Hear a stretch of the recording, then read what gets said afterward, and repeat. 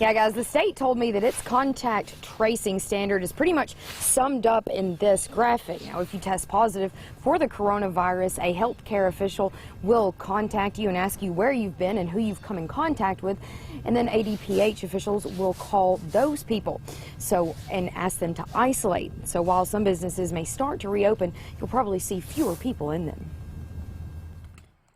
Dr. Karen Landers told me while the Alabama Department of Public Health's contact tracing is getting a lot of attention, it's been around for a while.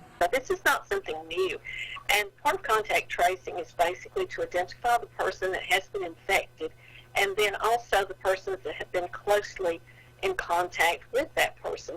Landers said contact tracing works because it connects the dots to isolate the right people. Public health employees are doing interviews over the phone and tracing the outbreak, which takes time and people power.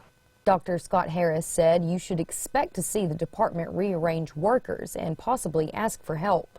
Just about quadruple the number of people, and we plan to add a lot more as we can get them up and get them trained so that we can continue to do this.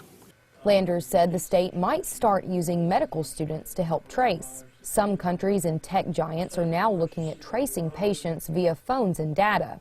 For instance, in South Korea, coronavirus patients can voluntarily be traced by the government through their phones. Landers said that won't happen in Alabama. We do have to consider privacy issues that could be related to using that technology in the United States. Using technology to trace coronavirus patients and the legalities of it is up in the air. Landers told me stopping the spread of the virus is number one, but a patient's privacy must, at all costs, be considered. This is a health issue, and while we do need to know this information, we want to treat these patients as we would want to be treated in terms of our privacy.